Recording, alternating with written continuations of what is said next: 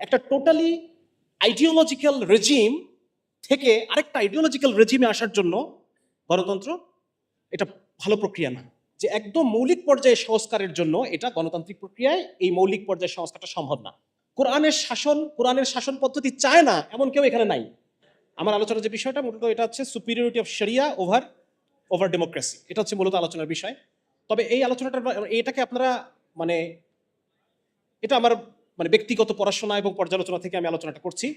এটাকে কেউ কোনো কিছুর বিরুদ্ধে নিয়েন না।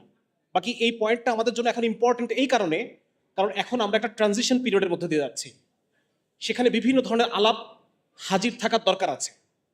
আজকে আলহামদুলিল্লাহ একটা সংস্কারমুখী, সবখানে চারিদিকে সংস্কারের আওয়াজ, সেইখানে আলোচনাটা আমি এই জন্য করতেছি যাতে করে আমাদের ইসলামী শরিয়ার যে পার্সপেক্টিভ এটা যেন টেবিলে হাজির থাকে। ঠিক আছে না? আলোচনার টেবিলে এটা যেন হাজির থাকে। একটা দীর্ঘ সময় জুড়ে এটা নিয়ে কোনো আলোচনা নাই। এটা নিয়ে কোনো কেন বর্তমান ওয়েস্টার্ন ডেমোক্রেটিক সিস্টেমের চেয়ে আমাদের ইসলামী সিস্টেম এই যে শাসন ব্যবস্থার মধ্যে অনেক কারেকশন দেয়, আমাদের ইসলামী যে শরিয়া সিস্টেম এটা কেন আরো বেশি জনকল্যাণমূলক, এমনকি অমুসলিমদের জন্য জনকল্যাণমূলক, more than secular Democratic system.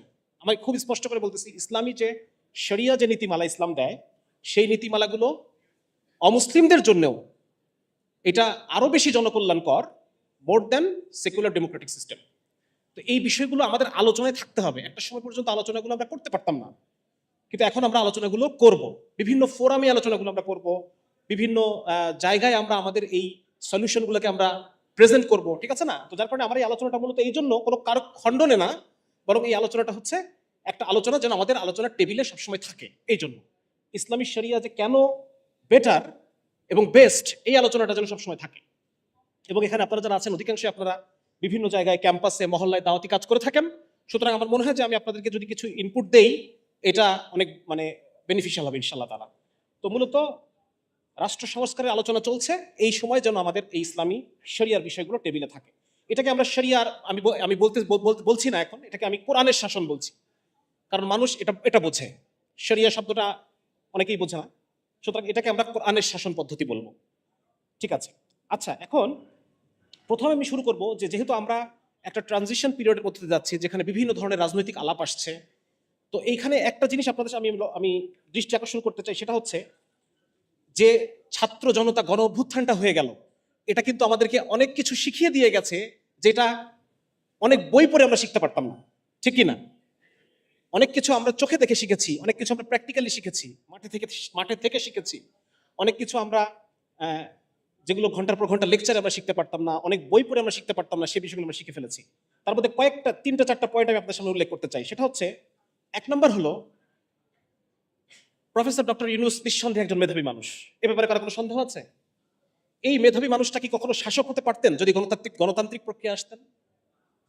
Anyone? তার মানে গণতান্ত্রিক প্রক্রিয়ায় মেধাবী মানুষদের, সৎ এবং যোগ্য মানুষদের শাসকের পর্যায়ে আসার সম্ভাবনা আমি কম বলবো, কম। ঠিক আছে না? কম। দুই নম্বর হচ্ছে, যদি সংবিধানকে সংস্কার করতে হয়, মৌলিক সংস্কার, রাষ্ট্রের মৌলিক পর্যায়ে সংস্কার করতে হয়, সেটা কি গণতান্ত্রিক প্রক্রিয়া সম্ভব ছিল? নাকি এখন সম্ভব? এখন সম্ভব, ঠিক কিনা? এখন সম্ভব। এটা গণতান্ত্রিক প্রক্রিয়ায় রাষ্ট্র কাঠামো, সংবিধান, বিভিন্ন পলিসি পর্যায়ে যে মৌলিক পরিবর্তন, সেটা সম্ভব না, যেটা আমরা এখন বুঝতে পারতেছি। এখন এগুলো সংশোধনের আলাপ আসছে, আরো হয়তো আসবে। তিন নম্বর হচ্ছে, একটা আইডিওলজিক্যাল, যেমন আওয়ামী লীগ গভর্নমেন্ট যখন ছিল, সেখানে একটা নির্দিষ্ট আইডিওলজিক্যাল প্যাটার্ন ছিল, ঠিক না? সেখানে মুক্তিযুদ্ধের চেতনা, বঙ্গবন্ধুর চেতনা, এই বিষয়গুলো বেশি ছিল। তারপর যে কি বলা যায়, স্বাধীনতা বিরোধী, প্রতিক্রিয়াশীল, রাজাকার, এই যে একটা ন্যারেটিভ, এই ন্যারেটিভটাকে কি গণতান্ত্রিক প্রক্রিয়ায় সরানো সম্ভব ছিল? এটাকে সরানো হয়েছে কি একটা অভ্যুত্থানের মাধ্যমে, অগণতান্ত্রিক প্রক্রিয়ায় ন্যারেটিভটা। এখনকার ন্যারেটিভটা দেখেন, এখন আমরা 72 থেকে 75 ইতিহাসটা আলোচনা করতেছি কিনা? এটা আমরা করতে পারতাম যদি গণতান্ত্রিক প্রক্রিয়া হতো। সুতরাং একটা টোটালি আইডিওলজিক্যাল রেজিম থেকে আরেকটা আইডিওলজিক্যাল রেজিমে আসার জন্য গণতন্ত্র এটা ভালো প্রক্রিয়া না, এটা যথেষ্ট প্রক্রিয়া না। ঠিক আছে? তিন নম্বর হচ্ছে, আমরা আরেকটা জিনিস এখান থেকে শিখেছি, সেটা হচ্ছে যে এই ধরনের একটা আইডিওলজিক্যাল রেজিম চেঞ্জ করতে হলে মিলিটারিজম ছাড়াও এরকম আইডিওলজিক্যাল রেজিম চেঞ্জ করা গেল না গেছে। তাহলে এই চারটা কিন্তু আমরা একটা মৌলিক শিক্ষা পেলাম এখানে। এটা আমি এই লাস্টেরটা আমি কেন বললাম, এটা আমি শেষে বলবো কেন আমি লাস্টেরটা বললাম। তার মানে একটা জিনিস আমরা দেখলাম যে গণতন্ত্রের মাধ্যমে মেধাবী এবং যোগ্য মানুষের চেয়ে অসৎ এবং অপরাধী মানুষ শাসকের পজিশনে যাওয়ার সম্ভাবনা, আপনারা যারা এখানে অনেকেই আমার চেয়ে অনেক বয়স্ক, আমি 2001 থেকে 2006-07 আমার বয়স কত ছিল, আপনারা তখন অনেকে অনেক ম্যাচিউর, আপনারা ওই আলোকে আরো অনেক কিছু আমার আলোচনায় কানেক্ট করতে পারবেন, ঠিক আছে না? অলরেডি এই ডক্টর ইউনূসের সরকার আসা মাত্রই আপনি দেখবেন বিভিন্ন বিশ্ববিদ্যালয়ের হলগুলো দখল হয়ে যাচ্ছে, বিভিন্ন বাজারে চাঁদা ওঠানোর জন্য বিভিন্ন বাজারে হ্যাঁ অন্য কেউ এসে দখল করতেছে, আমরা শুনছি না এগুলো? আমরা শুনছি। সুতরাং মানে এভাবে মৌলিক পর্যায়ে সংস্কার এভাবে আসে না। তার মানে মোটামুটি এই ছাত্র জনতার গণ আন্দোলন থেকে এই চারটা শিক্ষা কিন্তু আমরা পেয়ে গেলাম যে একদম মৌলিক পর্যায়ে সংস্কারের জন্য এটা গণতান্ত্রিক প্রক্রিয়ায় এই মৌলিক পর্যায়ে সংস্কারটা সম্ভব না। তাহলে এখন বর্তমান যে সেকুলার সিস্টেম, এইটাকে আমরা সবাই এখানে মুসলমান, আমরা সবাই এখানে ইসলামকে ভালোবাসি, আল্লাহকে ভালোবাসি, তার রসুলকে ভালোবাসি, ইসলামী শরিয়াকে ভালোবাসি, কোরআনের শাসন পদ্ধতি চায় না এমন কেউ এখানে নাই।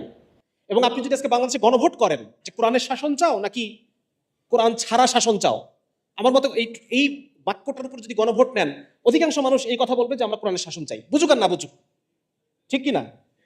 সুতরাং জনগণের মতামতের প্রতিফলন এই গণতান্ত্রিক প্রক্রিয়ায়, বিশেষ করে ওয়েস্টার্ন ডেমোক্রেটিক যে সিস্টেম, এই সিস্টেমে জনগণের মতামতের প্রতিফলন।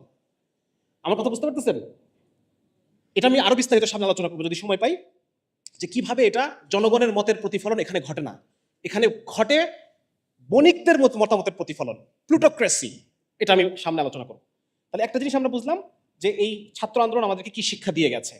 2 নম্বর যেটা, সেটা হচ্ছে যেহেতু এখন একটা সংস্কারের কথা চলছে, যে গত 50 বছরে যে বাংলাদেশ আমরা দেখেছি এই বাংলাদেশ আমরা দেখতে চাই না, দ্বিতীয় স্বাধীনতা অর্জন হয়েছে, আমরা নতুন একটা বাংলাদেশ দেখতে চাই, রাইট? এটাই তো সব মহল তো এই কথাই বলছে। দেখেন, আমি খুব ইতিহাস থেকে আমি উল্লেখ করতে চাই যে উপনিবেশিক শাসন পার হয়েছে এরকম কোন দেশ, উপনিবেশিক শাসন ছিল এমন কোন দেশ গণতান্ত্রিক প্রক্রিয়ায় উন্নত হয় নাই।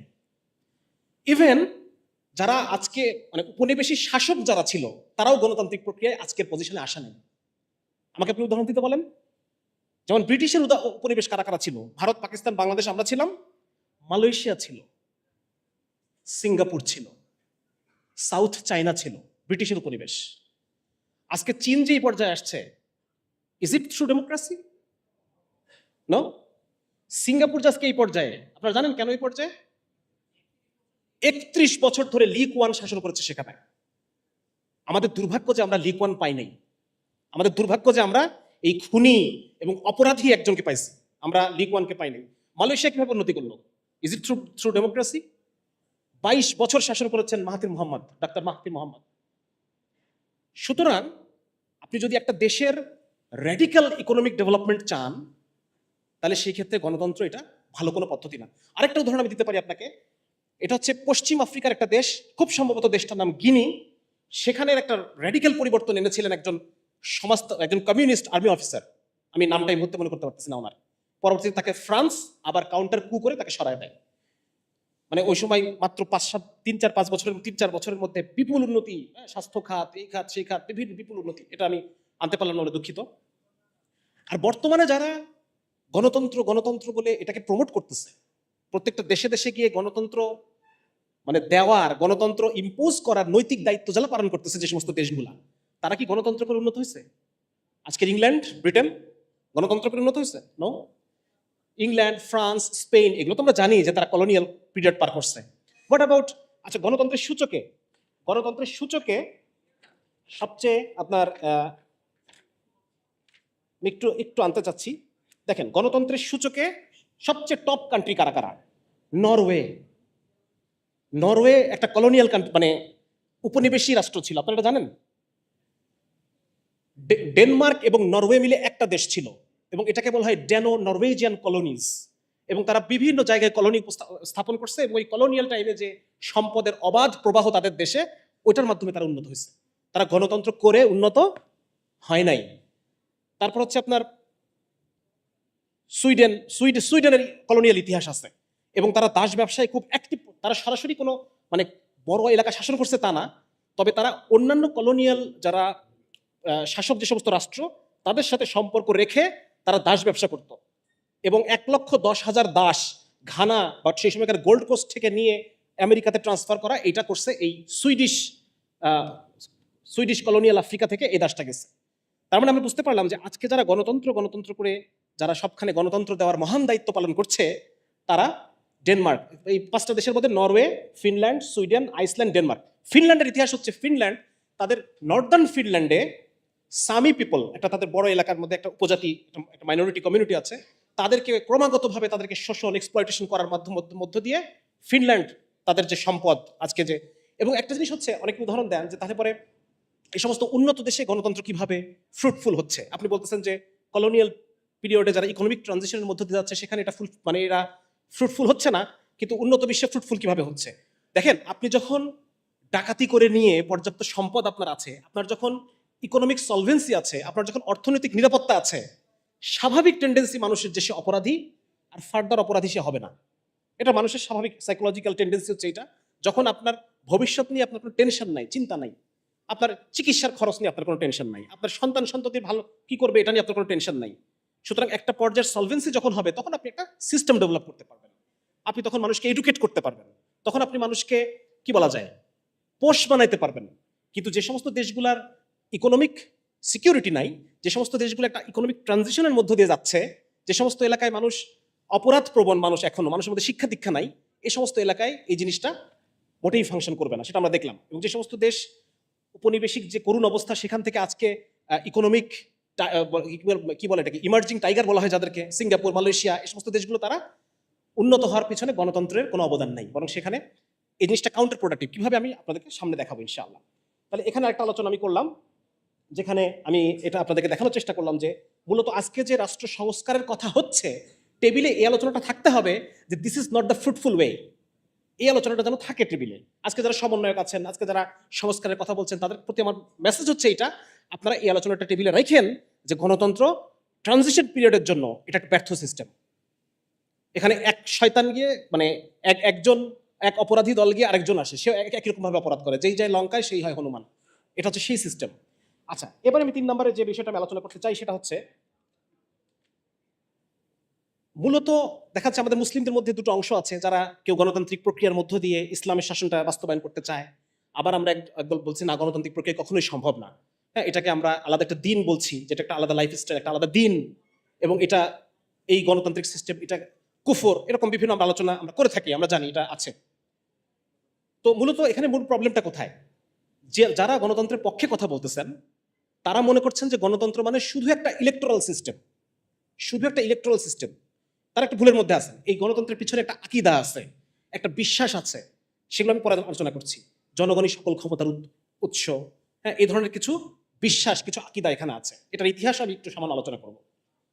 আর আমরা যারা প্রতিবাদ করছি, আমরা এই পয়েন্ট থেকে প্রতিবাদ করছি যে গণতন্ত্র মানে শুধু একটা নির্বাচন ব্যবস্থাই না, বরং এটা আপনাকে কিছু আকীদা দেয়, কিছু বিশ্বাস দেয়, কিছু করতে দেয়, যে কাজগুলো ইসলামের সাথে সাংঘর্ষিক। আমাদের কথা হচ্ছে এটা। তো এই বিষয়টা ক্লিয়ার থাকা উচিত সবার, যে গণতন্ত্র এটা শুধুই একটা নির্বাচন ব্যবস্থাপনা না, বরং এখানে এটা একটা স্বতন্ত্র দিন। এখানে ডেমোক্রেটিক ভ্যালুজ নামে একটা কথা আছে। আপনি যখন গণতান্ত্রিক প্রক্রিয়া আসবেন, তখন সেখানে আপনার এই ভ্যালুগুলোকে মানতে হবে। আপনাকে সেই এলজিবিটি সমকামিতাকে স্বীকৃতি দিতে হবে, আপনাকে ইনক্লুসিভ হতে হবে, আপনাকে সবাইকে বাক স্বাধীনতা দিতে হবে, যে আল্লাহ রাসূল সাল্লাল্লাহু আলাইহি ওয়াসাল্লামকে গালি দিবে তাকেও বাক স্বাধীনতা দিতে হবে। এই ধরনের বিভিন্ন আপনাকে কিছু মানুষকে আইন প্রণয়নের ক্ষমতা দিচ্ছেন।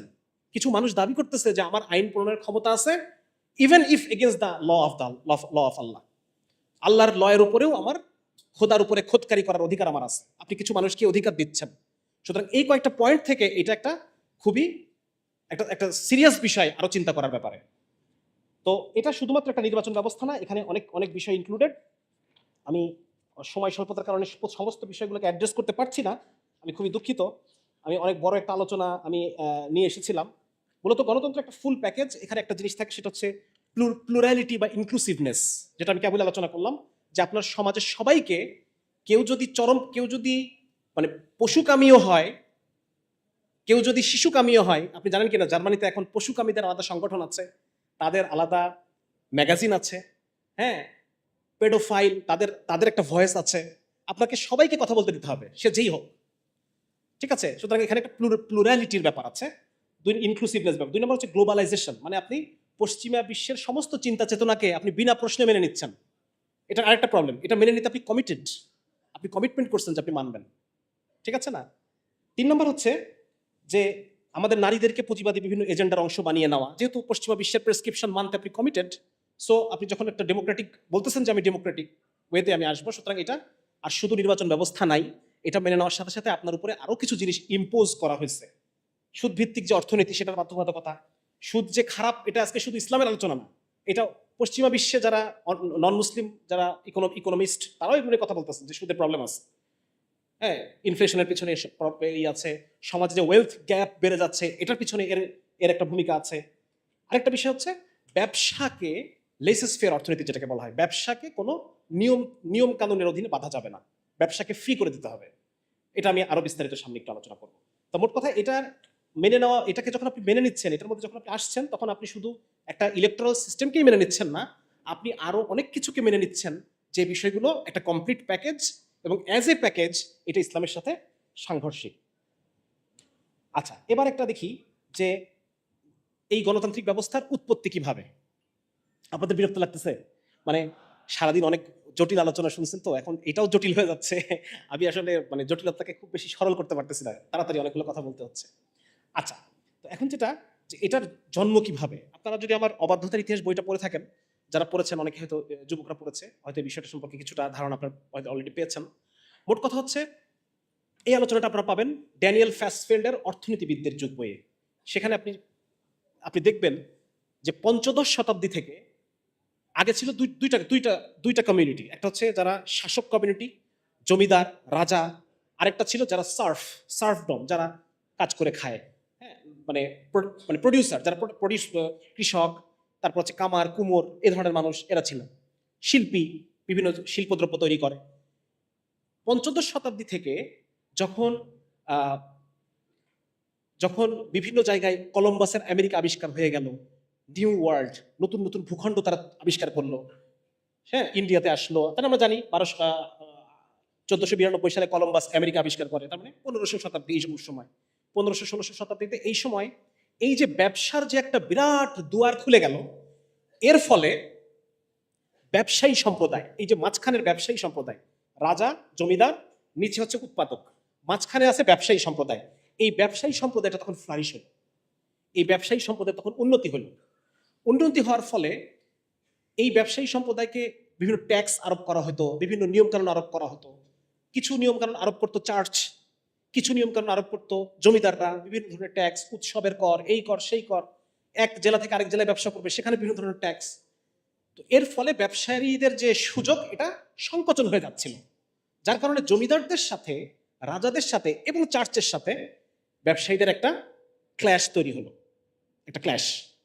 এবং এই ক্ল্যাশটাকে দূর করার জন্য কি করতে হবে, জমিদার এবং চার্চের যে একটা সিস্টেম, জমিদার রাজা চার্চ, এটা পুরোটাকে ফেলাই দিতে হবে। এই পুরোটাকে যদি ফেলে দিই, তাহলে আমার ব্যবসাটা কি হয়ে গেল, ওপেন হয়ে গেল, ঠিক কিনা?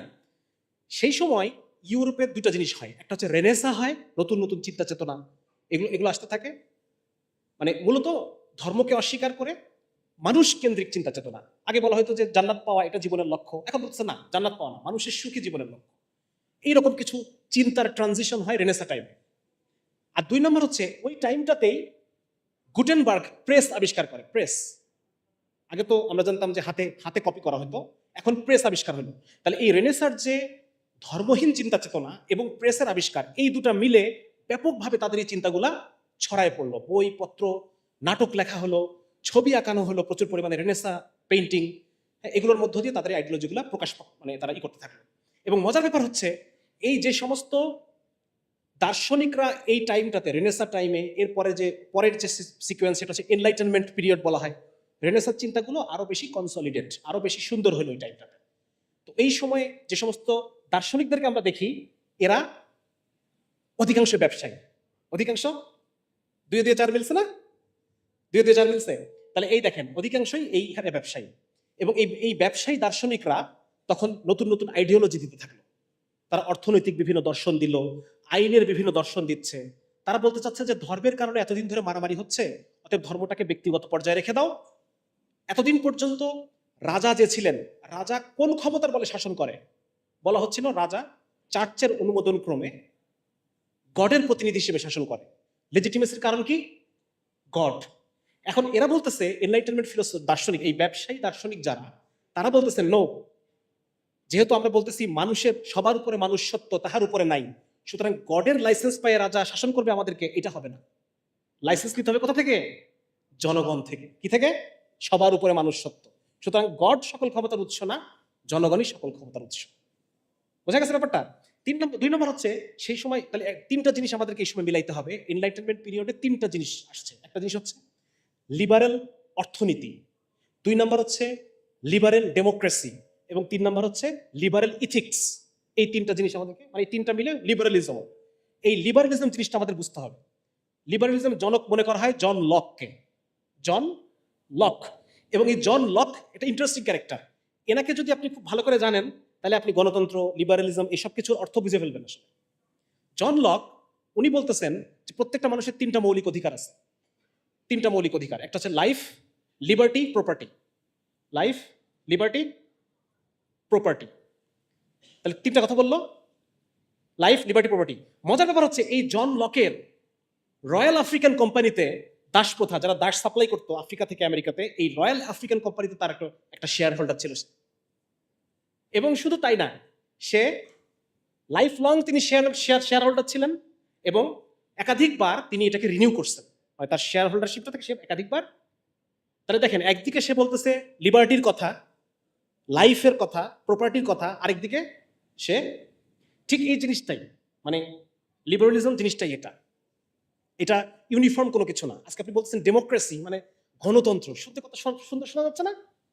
মানে সবার সম্মতিতে, সবার অংশগ্রহণে, কত সুন্দর। কিন্তু আসলে আসলে ব্যাপারটা এটা না। এটা আমি সামনে আলোচনা করবো। তাহলে এই দেখেন, তাহলে ওই সময়ে ব্যবসায়ীদের সাথে যে একটা ক্ল্যাশ, ব্যবসায়ীরা তখন চেষ্টা করলো যে কিভাবে আমাদের মাথা থেকে এই আপদ বিদায় করা যায়। আপদ বিদায় করতে হলে 1 নম্বর হচ্ছে আমাদের ধর্মকে অস্বীকার করতে হবে। ধর্মের যে একটা অথরিটিকে অস্বীকার করতে হবে। তখন তারা ধর্মের অথরিটিকে অস্বীকার করলো। সেই সময় বিভিন্ন ধরনের নাস্তিকতাপন্থী বিভিন্ন রকম চিন্তা চেতনা, মানে সমাজে, মানে গডের যে একটা অথরিটি ছিল সেটাকে শেষ করে দিয়ে জনগণের অথরিটিকে তুলে আনা হলো। লিবারেল অর্থনীতি, এর আগ পর্যন্ত রাজারা বিভিন্ন ধরনের নিয়ম কানুন করে দিতেন, ব্যবসার বিভিন্ন নিয়মকানুন। তারা বললেন যে না, ব্যবসার ক্ষেত্রে কোনো নিয়ম কানুন করা যাবে না, এটাই লিবারাল, উদারনৈতিক। ব্যবসার ক্ষেত্রে কোনো নিয়ম কানুন, ব্যবসায়ী কোনো নিয়ম কানুনের বাঁধনে বাঁধা যাবে না। আরেকটা হচ্ছে এই যে এখন এতদিন পর্যন্ত ঈশ্বরের অনুমোদন ক্রমে রাজা শাসন করতেন, তাহলে এখন তো আমরা রাজাকে ফেলে দিলাম, এখন তো আমরা জমিদারদেরকে ফেলে দিলাম, এখন শাসন করবে কে? এখন কে শাসন করবে? এখন যে শাসন করবে সে যেন ব্যবসা বান্ধব হয়, সে যেন কি হয়? ব্যবসার পক্ষে সুবিধাজনক হয়, এরকম সরকার আমাদের লাগবে। 5 বছর থাকবা, যদি আমাদের পক্ষে পলিসি করো তাহলে থাকলা, 15 বছর থাকলা, সমস্যা নাই। আর যদি 5 বছর পর মনে হয় যে না তুমি আমার পক্ষে নাই, তোমাকে বাদ দিয়ে আমি আরেকজনকে সাপোর্ট দেব। বোঝা গেছে ব্যাপারটা? এই যে একটা পরিবর্তনশীল সরকার ব্যবসার পক্ষে। দেখেন, কিছুদিন আগে যখন আন্দোলন চলতেছিল তখন ব্যবসায়ীরা শেখ হাসিনাকে ডেকে অনেক কিছু বলছে না? আবার এখন কি বলতেছে? গতকালকে কি বললো? তাহলে এই যে একজন যায় আরেকজন আসে, কিন্তু ওরা কিন্তু ঠিকই থাকে, ওরা কিন্তু ঠিকই থাকে। এখন আমি আপনাদেরকে দুটা মানে কোট শোনাই। মার্কিন যুক্তরাষ্ট্রের অ্যাটর্নি জেনারেল রামসে ক্লার্ক উনি বলতেছেন, দেখেন কি উনি বলতেছেন, আমেরিকার চেয়ে বড় ডেমোক্রেসি তো নাই, আছে নাকি? আমেরিকা তো ডেমোক্রেসির কি বলা যায়, মানে হ্যাঁ, মানে ডেমোক্রেসি আমেরিকা ডেমোক্রেসি আমেরিকা, এটা হচ্ছে প্রতিশব্দ আর কি, সমার্থক শব্দ। তাহলে আমেরিকার সাবেক অ্যাটর্নি জেনারেল রামসে ক্লার্ক বলতেছেন, this is not a democracy, this is a plutocracy. Plutocracy মানে বণিকতন্ত্র, ব্যবসায়ীদের কথা মতো চলে সরকার।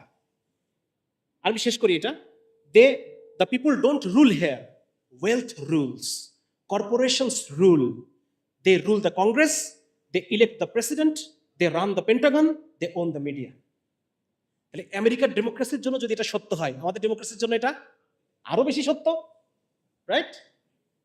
তাহলে দেখেন, এই হচ্ছে অবস্থা। মানে মোট কথা, ডেমোক্রেসিটা হচ্ছে বণিকদের শাসন। আপনি দেখবেন এক সরকার কি আরেক সরকার যায়, কিন্তু অমুক গ্রুপের, সামিট গ্রুপ, অমুক গ্রুপ, এসালাম গ্রুপ, এদের কিন্তু চেঞ্জ হয় না, এরা কিন্তু থাকে, এরা থাকবেই।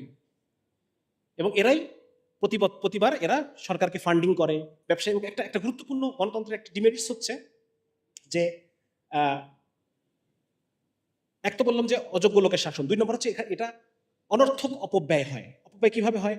যে এই জনমত গঠন, এই নির্বাচনী প্রচারণা, এই সেই প্রচুর খরচ, এই খরচে যে ইনভেস্ট করবে, স্বাভাবিকভাবে আমি যখন ক্ষমতায় আসবো সে আমার কাছে কিছু দাবি করবে না? সে আমার কাছ থেকে বিভিন্ন রকম চাবে তো। এইভাবে দুর্নীতিটা তৈরি হয়, আমাকে তার কথা রাখতে হবে। সুতরাং এইসব আলটিমেটলি এটা হচ্ছে government of the capitalist, by the capitalist, for the capitalist. ঠিক আছে? আচ্ছা, এখন আরেকটা বিষয়, আমার সময় শেষ হয়ে যাচ্ছে দ্রুত, আমি কি দিয়ে কি কোনটা রাখবো কোনটা বলবো আমি বুঝতে পারতেছি না। তাহলে গণতন্ত্র হচ্ছে প্লুটোক্রেসি বা বণিকতন্ত্র, এবং এটা হচ্ছে জনমতের যে প্রতিফলন। দেখেন, এটা নিয়ে একটা বিস্তারিত আলাপ আছে আমার, যে কেন গণতন্ত্র জনমতের প্রতিফলন না। যেমন ধরেন আমি আপনাকে বলি, আচ্ছা আচ্ছা, ঠিক আছে ঠিক আছে ঠিক আছে ঠিক আছে, আচ্ছা আচ্ছা আচ্ছা। দেখেন আমি আপনাদেরকে বলি, বর্তমানে যিনি জামাত ইসলামের আমির, এই মানুষটাকে খুব পছন্দ হয় না? হ্যাঁ, এখন বলেন যে এই মানুষটা যদি আমাদের শাসক হয় তাহলে ভালো হবে না খারাপ হবে? ভালো হবে। কিন্তু গণতান্ত্রিক সিস্টেমে এই মানুষটা কি শাসক হতে পারবে আমাদের? উনি প্রধানমন্ত্রী হতে পারবে? আপনি দেখেন এই মানুষটা যেভাবে কাজ করতেছে, আজ থেকে যদি 3-4 বছর উনি কাজ করেন, সারা বাংলাদেশে কাজ করেন, সারা বাংলাদেশ চাচ্ছে উনি আমাদের প্রধানমন্ত্রী হোক, উনি পারবে? সম্ভব? সম্ভব না। তাহলে এখানে জনমতের প্রতিফলন হবে না। আপনাকে এ দল যাকে চুজ করে দিবে, বি দল যাকে চুজ করে দিবে, এই দুজনের মধ্যে একজনকেই আপনার বানাইতে হবে। অথচ দুজনের কাউকে আমি চাই না। আমি চাই আমার পাড়ার যে হেডমাস্টার সাহেব, শফিকুল সাহেবকে চাই আমি। এই শফিকুল সাহেব একজন ভালো মানুষ, আমানতদার মানুষ, 5 ওয়াক্ত নামাজি মানুষ, ইনি অত্যন্ত ম্যাচিউর চিন্তা ভাবনা। এই মানুষটা যদি আমার নেতা হইতো আমার খুব ভালো হইতো, আমার মনটা শান্ত হইতো। পারবে সে বানাতে কোনোদিন? কোনোদিন পারবে না। সুতরাং আক্ষরিক অর্থে জনমতের প্রতিফলন, যেটাকে বলা হয় গণতন্ত্র শুনলেই যে কানের মধ্যে একটা ফিল গুড ভাইব দেয়, এই ফিল গুড ভাইবটা আসলে মিথ্যা মিথ্যা একটা ভাইব দেয় আপনাকে। হ্যাঁ, এটা আমি একটু আলোচনা করি, তাহলে পরে আপনাদের সুবিধা হবে। দেখেন, আরেকটা জিনিস আমি বলি। হ্যাঁ, 10 মিনিট। আচ্ছা, হ্যাঁ আচ্ছা, ঠিক আছে, আমি শেষ করে দিচ্ছি। আচ্ছা, দেখেন একটা জিনিস বলি আমি, লীগের একটা কমিটি, ধরেন ছাত্রলীগের একটা কমিটিতে 51 সদস্যের কমিটি হয় সাধারণত। এইটা আপনার ওয়ার্ডে হবে, এইটা কি বলা যায়, বিভিন্ন ক্যাম্পাস হবে, ওয়ার্ড পর্যায়ে হবে, থানায় হবে, মহানগর হবে, এই সে বিভিন্ন জায়গায় কমিটি হবে, 51 জন। তার মানে একটা ওয়ার্ডে কত মানুষ থাকে? ধরেন 2000, 3000। তো 3000 মানুষের মধ্যে 51 জন মানুষ সে বিশ্বাস করে আমি আইনের ঊর্ধ্বে। সে কি বিশ্বাস করে? যে আমি যদি কোনো ভুল করি আমাকে বাঁচানোর জন্য অমুক ভাই আছে, সেটা বিশ্বাস করে। এই 51 জন মানুষের সাথে প্রত্যেকের সাথে 10 জন, ধরেন প্রত্যেকের সাথে 10 জন মানুষ এই 51 জনের প্রত্যেকের সাথে পরিচিত নাকি? কারণ আমার চাস্তো ভাই কমিটিতে আছে। তাহলে এই 10 জন মানুষও মনে করে যে আমি যদি একটা ফলসে পড়ে যাই তাহলে আমাকে বাঁচানোর জন্য ভাই আছে, ভাইয়েরও আবার ভাই আছে, তাই না? অমুক ভাইয়ের সাথে আমার ভাইয়ের খুব উঠা বসা, ও আমাকে বাঁচায় নেবে। তাহলে এখন আপনি চিন্তা করে দেখেন যে অপরাধীর পরিমাণ কত বেড়ে যাচ্ছে। পটেনশিয়াল অপরাধী যারা অপরাধ করতে চায়, অপরাধ করে পার পেতে চায়, পটেনশিয়াল অপরাধী মানুষের সংখ্যা কত বেড়ে যাচ্ছে। হ্যাঁ, এরকম ভাবে আমি একটা এস্টিমেট করছি, মোটামুটি আমার এস্টিমেশন অনুযায়ী যে সারা বাংলাদেশে যদি আপনি একটা দল ধরেন তাহলে সেই ক্ষেত্রে 6,70,000 মানুষ আছে।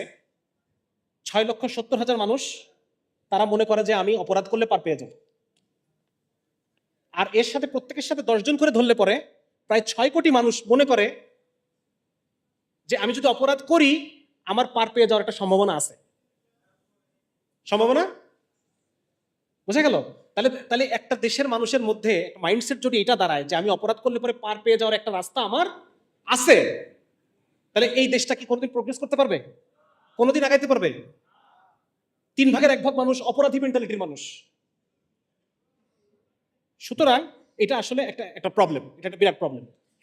2 নম্বর হচ্ছে, দেখেন এই যে একটা পার্টি 3 লক্ষ মানুষের কথা আমি বললাম, বা 2 পার্টি মিলে বলছে, 2 পার্টি মিলে 6,70,000 মানুষ। এক পার্টির মানুষ আমি ধরলাম 3 লক্ষ মানুষ যাদের পেশা রাজনীতি, যাদের পেশা, তাহলে এই 5 বছরে যে আছে পরের 5 বছরে সে থাকবে না। সুতরাং পরের 5 বছরের আখের তাকে এই 5 বছরে বোঝাইতে হবে। আপনাদেরকে আমি একটা উদাহরণ শোনাই।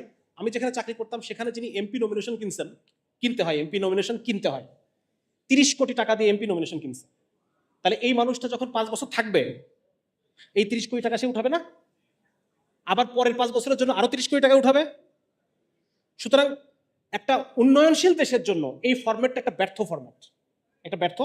আবার ধরেন আমি অত বড় বড় পর্যায়ে বাদ দিলাম, সিম্পল ছাত্রলীগের একটা কমিটি, ধরেন একটা ওয়ার্ডে ছাত্রলীগের কমিটি, অমুক ভাইয়ের প্রোগ্রাম আছে, আজকে 50টা ছেলে নিয়ে আমাকে যাওয়া লাগবে ওখানে। মাঠের বাস্তবতা বলছে, তৃণমূল পর্যায়ে কি হয়, 50টা ছেলে নিয়ে আমাকে ওখানে যেতে হবে। এখন এই 50টা ছেলেকে আমি নিয়ে যাবো, এদের ভাড়া আছে না, এদের একবেলার খাবার আছে না, পানি আছে, সিগারেটের বিল আছে, সিঙ্গারের বিল আছে।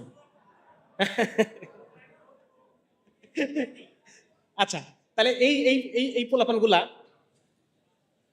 এই বিল কি পকেট থেকে দিব, আমি আমার বাপের পকেট থেকে দিব, বাড়ি থেকে নিয়ে আসবো, এটা কোত্থেকে দিব? এই যে রাস্তায় রাস্তায় যে চাঁদা মাদাগুলো উঠাই, এখান থেকে দিব। তাহলে আপনি বলেন এই ফরম্যাটে কিভাবে দেশের উন্নতি হবে? একটা একটা দল গেল, যাওয়ার পর পরের দল এসে আবার সে কাঁচা বাজার থেকে চাঁদা উঠানোর ফিকির করতেছে, কাঁচা বাজার থেকে চাঁদা কেমনে উঠাবে সেই ধান্দা করতেছে। তাহলে কিভাবে আপনি এই ফরম্যাটের মধ্যে কিভাবে আপনি র্যাডিক্যাল চেঞ্জ কামনা করেন? কিভাবে আপনি কামনা করেন যে আমরা একটা উপনিবেশ শাসিত এলাকা থেকে আমি রাতারাতি দ্বিতীয় বিশ্বের কাতারে চলে আসবো? কোনোভাবেই সম্ভব না। এটা মানে এটা কোনো উদাহরণ নাই আসলে বাস্তবে, ঠিক আছে? সুতরাং এটা জনমতের প্রতিফলন না। এখন যেহেতু সংস্কারের আলাপ চলতেছে যে এই নির্বাচন পদ্ধতিটা কিরকম হতে পারে, ইসলামের দৃষ্টিতে কিভাবে হতে পারে, এটা নিয়ে আমরা আলোচনা করতে পারি। সময়ের কমে আমি বিস্তারিত আলোচনা যেতে পারতেছি না। আমি একটু জাস্ট আপনাদের আলোচনা ধরাই দিচ্ছি যে ধরেন যদি এমন হয় আপনার মসজিদ মহল্লায় আপনারা সবাই সবাইকে চেনেন, 5 ওয়াক্ত নামাজ পড়ে আমরা পড়ি না, সবাই সবাইকে চিনি, এখানে কোন মানুষটা ভালো। একটা মসজিদ মহল্লা থেকে একজন মানুষ উঠে, তারা নিজেদের আমিরকে নির্বাচন করলো, একজন মানুষ। 10টা মসজিদ বসে তাদের গ্রামের যিনি আমির, সবাই সবাইকে চেনে, না চিনলে তাদেরকে চেনার জন্য একটা সময় দেওয়া হবে। রাসূলুল্লাহ সাল্লাল্লাহু আলাইহি ওয়াসাল্লাম বলছেন মানুষ চেনা যায় সফরে, একসাথে সফর করাও একজন আরেকজনকে চিনতে পারবে। তাহলে যদি আমি এভাবে মানুষ চেনা, তাহলে 9 মসজিদের 9 জন আমির মিলে নিজেকে ছাড়া আরেকজনকে ভোট দিয়ে তাদের আমিরটা তো গ্রামের আমির তৈরি করবে। 10টা গ্রামের 10 জন মিলে বসে তারা তখন তৈরি করবে ইউনিয়নের আমির। ইউনিয়নের 10 ইউনিয়নের আমির বসে তাদের নিজেদের মধ্যে নিজেকে ছাড়া আরেকজনকে ভোট দিতে হবে, নিজেকে ছাড়া। হ্যাঁ, এটা কিন্তু রাসূলের হাদিস যে যে ক্ষমতা চায় তাকে ক্ষমতা দিও না, যে ক্ষমতা চায় প্রার্থী তাকে ক্ষমতা দেওয়া যাবে। তাহলে এই 10 জন মানুষের থেকে আবার আমি উপজেলার আমির তৈরি করতে পারবো। উপজেলার আমির থেকে 10, দেখেন তো এটা অর্গানিক হয়েছে কিনা, এটা মানুষের মতামতের প্রতিফলন হয়েছে কিনা, আমি আমার নিজের পছন্দের মানুষটাকে উঠাতে পারছি কিনা, হয়েছে না এটা? ঠিক আগে আরবে বিভিন্ন গোত্র তাদের যে গোত্রপতি চিফটাই নির্বাচন করতো, এইভাবে সমস্ত গোত্র মিলে একজনকে তারা পছন্দ করত, সে তখন গোত্রপতি হইত। তো এই দেখেন, এটা হচ্ছে অর্গানিক সিস্টেম, এটা হচ্ছে প্রকৃত অর্থে যদি আমি বলি যে গণতন্ত্রের মানে মানুষের মতামতের প্রতিফলন, মানুষের প্রতিনিধি, এটা হচ্ছে সেই পদ্ধতি। সুতরাং এখন যদি আপনারা রাষ্ট্র সংস্কারের কথা বলেনি, সুতরাং এই কথা, আমাদের এই কথাগুলো যেন আপনারা টেবিলে রাখেন, আমরা যে কথাগুলো বলতেছি, এটা হলো আরেকটা জিনিস। এবার শেষ করে দেই, আরেকটা হচ্ছে যে এটা হচ্ছে বর্তমান যে গণতান্ত্রিক ব্যবস্থা, এটা সাম্রাজ্যবাদের এন্ট্রি পয়েন্ট, সাম্রাজ্যবাদের হাতিয়ার, সাম্রাজ্যবাদ ঢোকে এখানে। একটা সময় ছিল যখন ব্রিটিশ ইস্ট ইন্ডিয়া কোম্পানি তারা কি করতো, তারা নিজেরা আর্মি নিয়ে আসতো নাকি, তাদের দুর্গ থাকতো এখানে, সেই দুর্গের মধ্যে তারা নিয়ে এসে আর্মি রাখতো, সেই আর্মি দিয়ে তারা জুলুম নির্যাতন করতো, এলাকা দখল করতো, খাজনা উঠাইতো, খাজনা উঠে দুর্ভিক্ষ বাধাই দিচ্ছে আমাদের বাংলাদেশে। 4 কোটি মানুষ মারা গেছে দুর্ভিক্ষে, 4 কোটি মানুষ এই বাংলাদেশে দুর্ভিক্ষে মারা গেছে। তো এই যে একটা সময় এরকম ছিল। এখন কিন্তু দেখবেন ইস্ট ইন্ডিয়া কোম্পানির যারা, ফর এক্সাম্পল আমাদের কুষ্টিয়াতে প্রথম স্টেশন বাংলাদেশে, আপনারা জানেন নাম কি? জগতী স্টেশন। এই জগতী স্টেশনটা করা হয়েছে কেন? যাতে কুষ্টিয়া, মেহেরপুর, চুয়াডাঙ্গা এই এলাকা থেকে তামাক, সবচেয়ে ভালো তামাক হয় এখানে, এখনো হয়। এই তামাকগুলোকে তারা এখান থেকে সরাসরি কলকাতা নিয়ে যাবে, কলকাতা থেকে জাহাজে উঠাবে, জাহাজে করে একবারে ইংল্যান্ডে নিয়ে যাবে, জগতী স্টেশন। এখন ওই জায়গায় আজকে তো স্টেট মানে নাই, কি আছে জানেন? British American tobacco. কি আছে? একই জিনিস না? মাল্টি ন্যাশনাল কোম্পানি, বিভিন্ন দেশে দেশে তাদের ব্রাঞ্চ, তারা এখান থেকে তামাক নিচ্ছে, তামাক নিয়ে তারা সবচেয়ে ফার্স্ট ক্লাস তামাক, first grade, second grade, third grade, fourth grade নিয়ে চলে যাচ্ছে ওই দেশে। একই জিনিস, আমাদেরকে মিনিমাম মূল্য দিচ্ছে। আগে যেরকম মিনিমাম মূল্য দিত, এখনো মিনিমাম মূল্য দিচ্ছে, একই জিনিস। তাহলে আমি যেটা বলতে চাচ্ছি যে এই দেখেন যে সাম্রাজ্যবাদের এন্ট্রি পয়েন্ট হচ্ছে এই। এখন ধরেন আপনি যদি ব্রিটিশ আমেরিকান টোবাকোর ব্যবসা বাংলাদেশে বন্ধ করে দেন, কি করবে বলেন তো? তাদের তো আর্মি নাই, তারা কি করবে? আপনি বাংলাদেশে ব্রিটিশ আমেরিকান টোবাকো, তামাক নিয়ে প্রচুর প্রচারণা চলতেছে না, তামাক খারাপ, এই সেই, তামাক দমন আইন এগুলো আছে।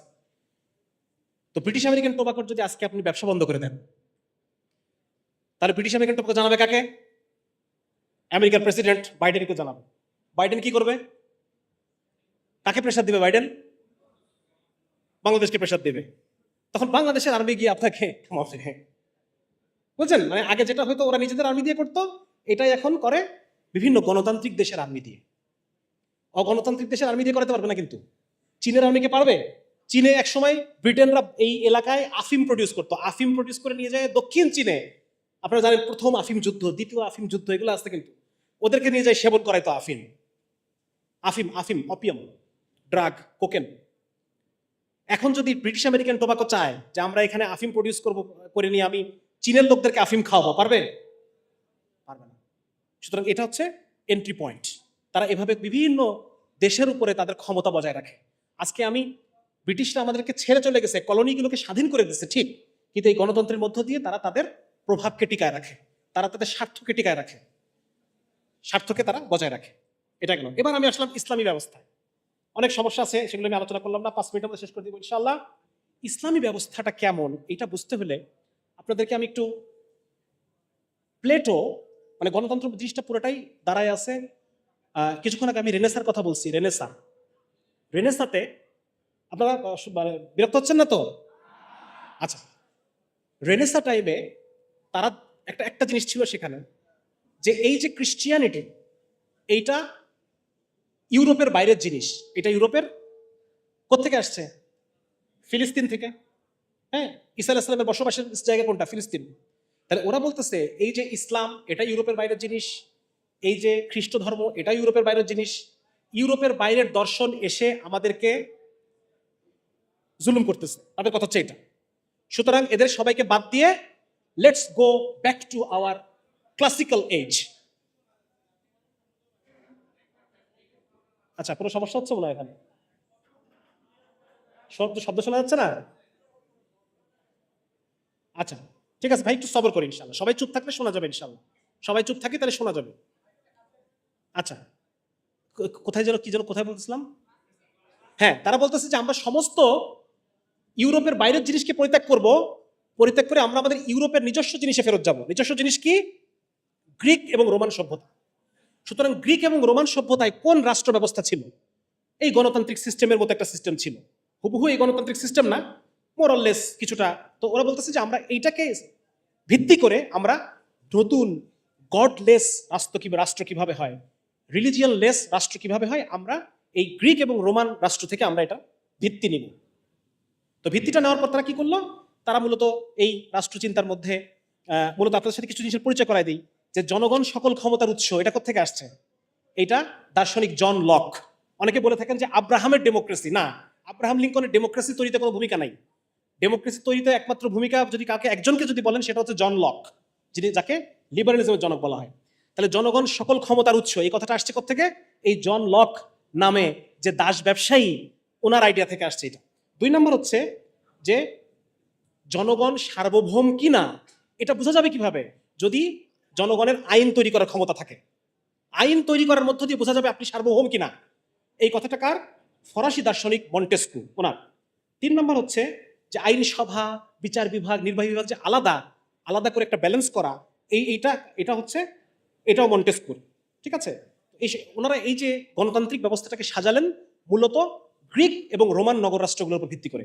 তাহলে খুব ইম্পর্টেন্ট একটা রোল এখানে প্লে করতেছে প্লেটো। দার্শনিক প্লেটো, তার যে রাষ্ট্রচিন্তা, ওখানে উনি আদর্শ রাষ্ট্রটা, এটা শুনলে খুব মজা পাবেন আপনারা একটু মন দিয়ে শোনেন। প্লেটোর যে রাষ্ট্রচিন্তা, সেখানে উনি আদর্শ রাষ্ট্রের কথা বলেন। কিসের রাষ্ট্রের কথা বলেন? আদর্শ রাষ্ট্র। সে রাষ্ট্রটা কি দেখেন? 5 মিনিট আছে, আমি শেষ করে দিচ্ছি। 1 নম্বর হচ্ছে উনি বলতেছেন যে দার্শনিক রাজা দেশ চালাবে। কে চালাবে?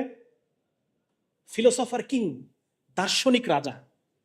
দার্শনিক রাজাকে, দার্শনিক রাজা হচ্ছে যিনি পরম জ্ঞানে জ্ঞানী, সেখানে মন্ত্রীরা পরম জ্ঞানে জ্ঞানী, যুক্তি বুদ্ধি সম্পন্ন।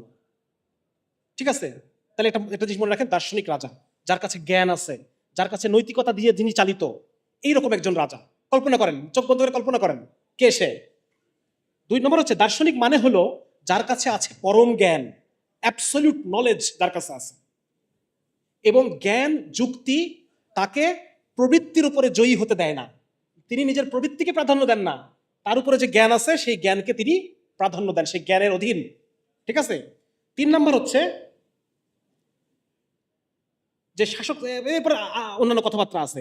3 নম্বর বলতেছেন যে শাসক শ্রেণীর ব্যক্তি মালিকানা থাকবে না, তাদের কোনো পরিবার থাকবে না, এগুলো আসলে গ্রহণযোগ্য না। কয়েকজন মানুষের পরিবার থাকবে না, এগুলো হতে পারে না। তাহলে একটা জিনিস আমরা বুঝলাম, এখানে একজন দার্শনিক রাজার কথা বলা হচ্ছে যিনি জ্ঞানের অধীন। মেলে কিনা আমাদের সাথে মেলে? আমরা যে ইসলামিক কোরআনের শাসন বলতেছি সেই শাসনের সাথে মেলে? মিলতেছে? আচ্ছা, এখন এরিস্টটল তার গুরু প্লেটো তার ভুল ধরতেছে, ভুল ধরে বলতেছে যে এইখানে ঐশী আইনের অধীন থাকতে হবে সবাইকে। ঐশী যে আইন, সে আইনের অধীন রাজাকে থাকতে হবে, বাকিদেরকেও থাকতে হবে। তার মানে মোট কথা আমরা দেখতে পাচ্ছি যে এখানে মোরাললেস একটা তাকওয়া শাসিত রাষ্ট্রের কথা বলা হচ্ছে, ঠিক না? তাহলে আমরা যে কোরআনের রাষ্ট্রের কথা বলতেছি, এই কনসেপ্টের সাথে মিলতেছে কিনা? এবার দেখেন এরিস্টটল কি বলতেছেন। এরিস্টটল তার এই গুরুর এই রাষ্ট্রটাকে নিয়ে সমালোচনা করলেন এবং বললেন যে এটা প্রায়োগিক না, এটাকে প্রয়োগ করা যাবে না। সুতরাং এরিস্টটল আমি একটা প্রায়োগিক রাষ্ট্রের কথা বলতেছি। কি বলতেছেন উনি? বলতেছেন যে একজন জ্ঞানী রাজা থাকবে, নৈতিক রাজা, যিনি নৈতিকতা ও আইন দ্বারা পরিচালিত, এবং এই রাষ্ট্রের লক্ষ্য হচ্ছে জনস্বার্থ, ন্যায়, সমৃদ্ধি এবং সবার কল্যাণ। ভালো কথা। তার মানে আমাদের খলিফার মতো সমাজ হচ্ছে, ঠিক না? তারপর বলতেছে আইনের অধীন জ্ঞানী কতিপয় ব্যক্তি রাজার সিদ্ধান্তকে গড়ে দেন, উপদেশ দেন, খণ্ডন করেন। কোন শব্দটা ভাসতেছে আমাদের মনে? শুরা, রাইট। আচ্ছা, আমি বলবো, আপনারা শব্দটা বলবেন, ঠিক আছে? 3 নম্বর হচ্ছে জনগণ রাজার আনুগত্যে সম্মতি দেয় আইনের শর্তে। হ্যাঁ, ঠিক আছে, ভেরি গুড। আচ্ছা, তারপরে বলতেছে যে এরিস্টটল সেই সময়কার প্রাচীন গ্রিক যে নগর রাষ্ট্র, সেই নগর রাষ্ট্রের 158টা সংবিধান উনি রিভিউ করে উনি এই রাষ্ট্রের চিন্তাটা উনি পেশ করতেছে। উনি বলতেছে সাধারণ শিক্ষায় শিক্ষিত জনগণ, সাধারণ শিক্ষায় শিক্ষিত জনগণ। বলেন তো আমাদের, বলেন কি? এল ফরজ। আচ্ছা, ভালো কথা। জনগণ সামরিক চরিত্রের জনগণ। ন্যায়ের একটা কমন মান থাকবে সবার, ন্যায়ের একটা কমন মান থাকবে জনগণের। তাকওয়া, ঠিক আছে। এখানে কতিপয়তন্ত্র মানে কয়েকজন মিলে দেশ চালানো, এবং রাজতন্ত্র এবং গণতন্ত্র সবকিছুর এলিমেন্ট থাকবে। সুরাও থাকবে, খলিফার অ্যাবসলিউট পাওয়ারও থাকবে, সুরাও থাকবে, জনগণের বায়াতও থাকবে, সব থাকবে, ঠিক আছে। উনি বলতেছেন পরেরটা হলো পদ গ্রহণে আগ্রহ কম, ঠিক আছে। আচ্ছা, ঠিক আছে। তারপরে হচ্ছে স্থায়িত্বের প্রবণতা। এই সরকারটার একটা স্থায়িত্বের প্রবণতা থাকবে, বিনা কারণে বৈধ খলিফার বিরুদ্ধে বিদ্রোহ করা নাজায়েজ, রাইট। আচ্ছা, ঠিক আছে। এবার বলতেছে এই রাষ্ট্রটা হবে সাংবিধানিক রাষ্ট্র, আইন দ্বারা নিয়ন্ত্রিত রাষ্ট্র। কোন আইন? ফাইন, ঠিক আছে। এবং সর্বত্র একটা মধ্যপন্থা রাখা হবে। কি রাখা হবে? মধ্যপন্থী অনুমত, ঠিক আছে। যেমন শাসকদের সম্পদ মধ্যপন্থায় থাকবে। প্লেটো বলছিল শাসকদের কোনো সম্পদ থাকবে না, আর ইনি বলতেছেন থাকবে, মধ্যপন্থা থাকবে। রাষ্ট্রের আকার মধ্যপন্থা থাকবে, মধ্যবিত্তদের শাসক শ্রেণীতে আসা এবং আদেশ দান, মানে নাহি আনিল মুনকার এবং সৎপথে আদেশ, সৎপথে নিজে, এটা একটা মধ্যপন্থা থাকবে। রাষ্ট্রের লক্ষ্য উন্নত মানের সৎ ও নৈতিক জীবন গঠন, ঠিক আছে।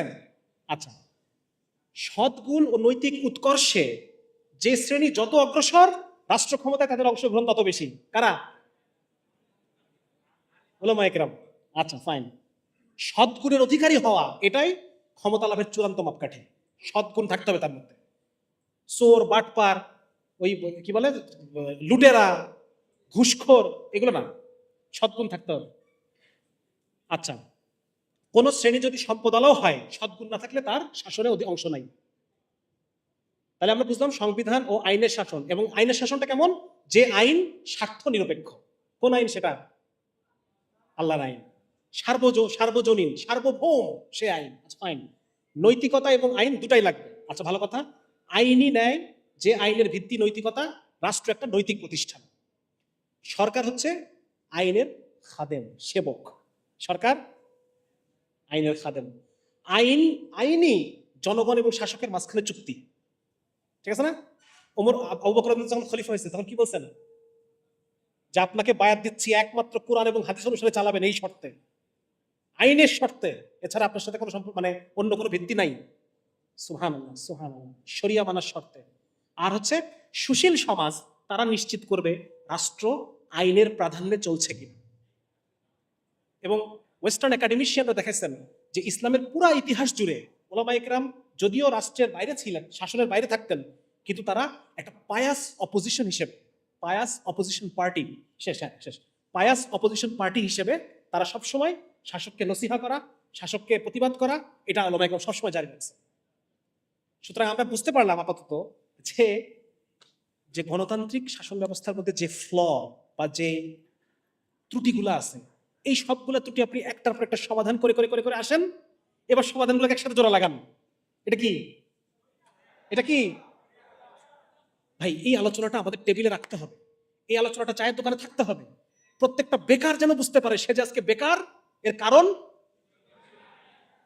একজন পতিতা যেন বুঝতে পারে যে আজকে যে তাকে দেহ বিক্রি করে খেতে হয় এর কারণ, প্রত্যেকটা মানুষ, প্রত্যেকটা মজলুম যেন বুঝতে পারে, এমনকি জালেম সে নিজেও মজলুম। এই যে পুঁজিবাদী গণতান্ত্রিক টোটাল যে একটা সিস্টেম, এই সিস্টেমটা জালেমকে মজলুম বানায়, মজলুমকে জালেম বানায়। রিক্সাওয়ালা ওই ট্রাফিক পুলিশকে চাঁদা দেয়, আবার রিক্সাওয়ালা আমার কাছ থেকে অতিরিক্ত ভাড়া রাখে, ঠিক কি না? জালেমও সে নিজে, জালেমও সে নিজে, মজলুমও। যে আমার কাছ থেকে 1 কোটি টাকা যে ঘুষ নিল, এই লোকটা আবার এই টাকা তো থাকবে না, কোন একখানে ওকে দিতে হবে, ওর কাছ থেকে চলে যাবে। যার মানে বোঝা যাচ্ছে যে ইসলামের যে কোরআনের শাসন ব্যবস্থার কথা আমরা বলতেছি, this is far superior than this western modern Democratic system. ঠিক আছে? এবং এটা নিয়ে আরো আলোচনা হতে পারে, ঘন্টার পর ঘন্টা আলোচনা হতে পারে। এখন তো সময় কম, যার কারণে বিস্তারিত আলোচনা করা গেল না। এখন আমাদের কথা হচ্ছে, এখন যদি আপনি গণভোট করেন যে আপনারা কোরআনের শাসন পদ্ধতি চান নাকি কোরআন ছাড়া শাসন পদ্ধতি চান, কোনটা চান, তাহলে ডেফিনেটলি মানুষ তো এটাই চাবে। তাহলে এখন আমাকে বলেন যে এটাকে টেবিলে না আনার কারণ কি? এই চিন্তাগুলোকে, এই কথা, আমাদের কথাগুলো করে শোনেন যে আমরা কি বলতে চাই। ইভেন যারা অমুসলিম জনগণ তারাও এখান থেকে বেনিফিটেড হবে। অমুসলিমদেরকে নিয়ে সবচাইতে বেশি রাজনীতি কারা করে বলেন? হুজুররা করে। একজন ধার্মিক মানুষ সে আরেক ধর্মের মানুষের চেতনাকে বুঝতে পারে, সে তাকে ব্যবহার করবে না, তার ধর্মীয় চেতনাটাকে সে ব্যবহার করবে না। একজন প্রকৃত ধার্মিক মানুষ, আমাদের কোরআনে কি বলা আছে, তোমরা ওদের দেবদেবীকে গালি দিও না। হতে পারে তারাও অজ্ঞতাবশত তোমার আল্লাহকে গালি দিয়ে বসবে। তাহলে একজন ধার্মিক মানুষ কখনো পারে যে সে একজন অমুসলিমকে জুলুম করবে? সে তো কখনোই কাজটা করবে না। সে কখনোই তার প্রতিবেশী যে অমুসলিম আছে তার উপর জুলুম করবে না। কে জুলুম করবে? হ্যাঁ শেষ। কে জুলুম করবে? জুলুম করবে হচ্ছে যে তাকে ভোট ব্যাংক বানাইছে, সে জুলুম করবে।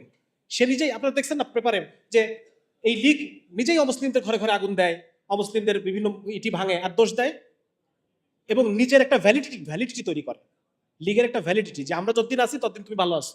প্রতিবার দেখবেন যে ওই ভারত থেকে একজন কেউ আসে আর তখন একটা মন্দিরে আগুন দেয়, তখন ঘরে আগুন দিবে, এবং নিজের একটা ভ্যালিডিটি তৈরি করে যে আমি যদি না থাকি এর কিন্তু আগুন কিন্তু শেষ হয়ে গেল, সুতরাং তোমরা আমাকে আবার বসাও, আমাকে আবার ভোট দাও। তো যার কারণে যারা যদি প্রকৃত অর্থে ইসলামী কোরআনের শাসনটা আসে, এটার বেনিফিশিয়ারি অমুসলিমরাও হবে। ঠিক আছে না? হবে। তো মোট কথা আমার আলোচনা মোটামুটি এই পর্যন্তই। আমি একটু 1 মিনিট দেখি যে আলোচনা করতে চেয়েছিলাম কিন্তু করতে পারি নাই। শেষ না? আচ্ছা, একটা জিনিস বলে শেষ করে দিই লাস্ট। সেটা হচ্ছে এই শাসন ব্যবস্থাটা কেমন শাসন ব্যবস্থা আমি একটু আপনাদেরকে বলে দেই। যে এটা হচ্ছে একটা সূরাভিত্তিক শাসন, একটা বোর্ড, হ্যাঁ, এবং খলিফা নিজেও ওই সূরার যে পরামর্শ মাশওয়ারা এগুলাকে খলিফা নিজেও মানবেন, সূরার অধীন থাকবেন। আচ্ছা, 2 নম্বর হচ্ছে জবাবদিহিতামূলক শাসন, শরিয়ার আনুগত্য। শরিয়ার আনুগত্য করবেন, আপনাকে আমরা বায়াত দিছি, শরিয়াতের আনুগত্য করবেন না, বায়াত শেষ। নৈতিক দিক থেকে শ্রেষ্ঠ মানুষরা আমাদের শাসক হবে, নৈতিক দিক থেকে শ্রেষ্ঠ। একটা নৈতিক শাসন ব্যবস্থা, একটা পুরো আর্মি নৈতিক আর্মি, একটা অফিস নৈতিক অফিস, একটা বাজার নৈতিক বাজার। এখানে অনৈতিক কিছু নাই। ঠিক আছে? এখানে একটা চেইন অফ কমান্ড থাকবে। আমিরের হুকুম মানে একটা ধর্মীয় কর্তব্য। তারপর হচ্ছে দণ্ড দণ্ড প্রদান, এটার উদ্দেশ্য কেবল শাস্তি না, এটার উদ্দেশ্য সোশ্যাল ইঞ্জিনিয়ারিং। আপনি ওই জেলের মধ্যে কাকে কাকে ফাঁসি দিচ্ছেন এটা আমার মনে কোনো ইম্প্যাক্ট ফেলে না, আর এখানে যদি ফাঁসি দেন তাহলে যারা দেখবে তাদের মনের মধ্যে কি ওই চোখে ভাসবে সবসময় যে ও বাবা ওই লোক তো ধর্ষণ করার জন্য ফাঁসিয়েছে, আর সেই কাজ করবে না। Social engineering, social conditioning. তারপর হচ্ছে সুদ ভিত্তিক অর্থ ব্যবস্থা বিলোপ হবে।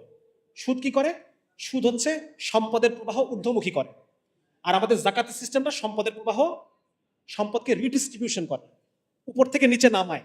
হ্যাঁ, কুরবানি অর্থ উপর থেকে নিচে নামায়, তারপর জাকাত নিচে নামায়। আর সুদ কি করে? শুধু সম্পদ উপরের দিকে উঠায়, গ্যাপ তৈরি হয় মানুষের মধ্যে। আচ্ছা, তারপর হচ্ছে সত্যিকারের দারিদ্র বিমোচন হবে এটা দিয়ে। তারপর বিভিন্ন সিন্ডিকেট, দেখেন যেদিন হাসিনা পড়ছে তারপরের দিন কাঁচা বাজারের দাম কমে গেছে না? সবকিছুর দাম কমে গেছে, সিন্ডিকেট ভেঙে গেছে। তাহলে ইসলামী শাসন ব্যবস্থা ঠিক এরকম একটা কিছু হবে, সব সিন্ডিকেট ভেঙে যাবে, কোনো সিন্ডিকেট থাকবে না। কারণ যারা শাসক তারা তো আর ওই ব্যবসায়ীদের কাছে দায়বদ্ধ না। ইসলামী শাসনের দায়বদ্ধ, এখন যে ক্ষমতা আসবে সে দায়বদ্ধ ব্যবসায়ীদের কাছে, সিন্ডিকেটের কাছে। কিন্তু ইসলামী শাসনে শাসকরা কারো কাছে দায়বদ্ধ, শুধুমাত্র কোরআনের কাছে দায়বদ্ধ, আর কারো কাছে দায়বদ্ধ না। আচ্ছা, তারপর হচ্ছে ভ্যাট। আপনি যে 100 টাকার সাবান 115 টাকায় কেনেন, সব ধরনের ভ্যাট থাকবে না সেখানে। মানে কি বলা যায়, মানুষের সব দ্রব্যমূল্য আরো কমে আসবে। মানুষ এসে ঘুষ, দুর্নীতি, হয়রানি, আমলাতান্ত্রিক জটিলতা থাকবে না। এই যে ব্যুরোক্রেসি, দেখেন এক সরকার কি আরেক সরকার আসে, কিন্তু আমলারা কিন্তু ঠিকই থাকে, ব্যবসায়ী আমলারা ঠিকই থাকে। সুতরাং এটার মধ্য দিয়ে একটা ইতিবাচক পরিবর্তন সম্ভব না। আপনি তো আমলাদের পরিবর্তন করতে পারতেছেন না, ব্যবসায়ীদের পরিবর্তন করতে পারতেছেন না। ঠিক আছে? আচ্ছা, শেষ আমার আলোচনা মোটামুটি। আচ্ছা, শেষ হয়েও হইল না শেষ। আরেকটা জিনিস বলি, সেটা হচ্ছে আচ্ছা এটা এটা শেষ হোক, এনিওয়ে। আচ্ছা, আরেকটা জিনিস হচ্ছে আমাদের যে ব্রিটিশ কমন ল আমরা ফলো করি, এইখানে বিচারটা হয় রাষ্ট্র ভার্সেস আসামি। আমি যে ভুক্তভোগী, ধরেন আমার ভাইকে হত্যা করলো, ওই লোকের ফাঁসি হয়ে গেল, এখানে আমার কোনো স্টেক নাই, আমি কোনো কিছু পাচ্ছি না। মানে বিচারটা হয় রাষ্ট্র ভার্সেস আসামি। কিন্তু ইসলামিক ব্যবস্থায় বিচারটা হয় বাদী বনাম আসামি। এটা একটু মাথায় রাখেন, রাষ্ট্র ফৌজদারি অপরাধ, রাষ্ট্র বনাম আসামি মামলাটা হয়। সুতরাং এটা ভুক্তভোগী কিছু পাচ্ছে না, ভুক্তভোগী কিছু বরং আমার কি গেল, উকিল পালতে গিয়ে সব গেল। আচ্ছা, তারপর উকিল কেন্দ্রিক দীর্ঘ বিচার প্রক্রিয়ার বদলে জুরি ভিত্তিক বিচার, যেটা দীর্ঘসূত্রিতা কমাবে। তারপর হচ্ছে সরকারি সম্পদের তসরুফ কমে যাবে, কারণ অফিসও তার কাছে তখন ধর্ম হবে। কি হবে? অফিসের কাজ, এখন তো সেকুলারিজম নাই, এখন অফিসটাও তার ধর্ম। ঠিক আছে? নারীরা পৃথকীকরণ, সেগ্রিগেশন হবে, সরকারি অফিসাররা। আচ্ছা, এই মোটামুটি। এবং এর ফলে কি হবে দেখেন, এই ইসলামী রাষ্ট্র, এটা কাফেরদের কাছে সবচাইতে বড় দাওয়া, সবচেয়ে বড় দাওয়া মেশিনারি হচ্ছে ইসলামী রাষ্ট্র। আপনারা দেখছেন না আফগানিস্তানে যখন ইসলামী শাসন প্রতিষ্ঠা হয়েছে, তন্ময় ভট্টাচার্য কি বলছে এসে? কাবাবে গোশতের পরিমাণ।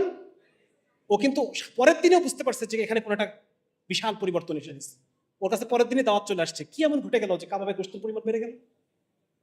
তন্ময় ভট্টাচার্যরা বুঝতে পারবেন যে something is very right about this people, এই লোকগুলা নিশ্চয়ই কোনো একটা কিছু আছে।